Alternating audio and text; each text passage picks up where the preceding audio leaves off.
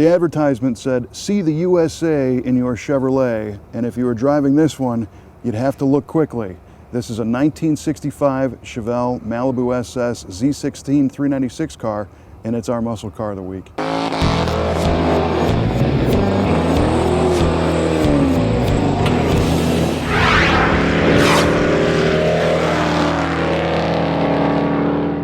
Pontiac is credited with kind of starting the muscle car era with the 1964 GTO. It was a mid-size car with a 389 cubic inch V8, tons of power, lightweight, meant high performance. Well, of course, Chevrolet was not going to be left out in the cold. They had their own mid-size car called the Malibu, and for 1965, they put their 396 cubic inch engine in the Malibu, created a package called the Z16, and all of a sudden had a very high performance car of their own. Now in the mid-60s, you could get an almost innumerable amount of options and combinations on General Motors cars. In fact, you could get a 65 Malibu SS package with a 6-cylinder in it to start with, believe it or not. But up until 65, the biggest V8 was a 327. Well, when they decided to put the L37 Mark IV big block into the 65 Malibu, they created a monster. And this was a 375 horsepower, 420 foot-pound fire-breathing V8 that was the heart of the Z16 package. But the Z16 was known as the Malibu SS396. Z16 was the internal code. We call them that today, but back then they sold them as Malibu SS396. And there was a whole bunch of mandatory items that came with the car. Every one of them seems to be highly optioned out, but in fact, most of that stuff was standard. For example, that 396 cubic inch V8, 4-speed transmission, deluxe rear seat belts, an AM/FM stereo multiplex radio system. FM was just starting to come on at that point, much less stereo, so it was kind of ahead of its time. At first glance, it looks like somebody installed some aftermarket stereo speakers under the back package shelf. But believe it or not, those are factory installed on this car. There's 2 back here, and it actually has 2 more speakers in the kick panels. And it's got a controller for the 4-speaker multiplex audio system, along with an 8-track player. They loaded these things to the gills. These cars had a 12-bolt rear axle that was essentially a full-size Chevrolet rear axle narrowed to fit in the Z16. It had the full-size car big brakes, but it fit under that mid-size platform. And the rear end is actually unique to that car. That had a 331 rear gear, but interestingly enough, it had no posi traction. So they left a lot of one-legged burnouts back in the day. GM figured they could get away with not putting posi traction in the rear end by adding a rear sway bar. And it helped it go around turns, but it didn't help traction that much. The frame on the Z16 was taken straight from a convertible, so it was fully boxed with 2 extra body mounts to provide a nice rigid platform for this car. Other cool things about a Z16 are the exclusive 160-mile-an-hour speedometer. They all came with a tach, a padded dashboard, remote rear view mirror, plus power brakes and steering. The front brakes were a heavy-duty 11-inch unit to try and stop this car. But the biggest draw was that 396 under the hood.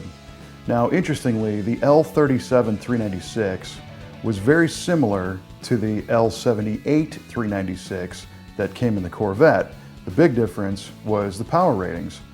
The Malibu version was rated at 375 horsepower, whereas the Corvette got 425 horsepower. Now, GM for a long time has always made sure that the Corvette was the top dog and it always got the hottest motors. But when you look inside those engines, they are virtually identical. They've got the same 4-bolt main block, the same 11-to-1 compression ratio. The Z16 has an aluminum intake, high-flow heads, Holley carburetor, and a hydraulic camshaft. The Corvette had a mechanical camshaft. So the cam and the exhaust manifolds, I think, are about the main differences between the two. So many people think that the Z16 at 375 horse was underrated and the Corvette at 425 was overrated. Nevertheless, the Z16 was a hot performer. Even with a non-posi rear axle and skinny 14-inch tires, these things ran low 14 quarter miles all day long. There was a handful of other distinct visual cues on an SS396. When you open the hood, it had chrome valve covers, a chrome air cleaner, some fuel lines were bright, you know, a couple little chrome details like the oil fill cap, things like that. One of the ways to identify a Z16 is just look at the front fender. The Malibu SS badge is on the fender of a Z16, but on a regular SS, this is found on the quarter panel in the back. Of course, there's a cross flag on the front that tells the story with the 396 turbojet option, which obviously is a Z16 only thing. And Chevy came up with a pretty interesting wheel cover on this car. This is actually kind of a hubcap, actually. It's not an actual performance wheel, but it sure looks great.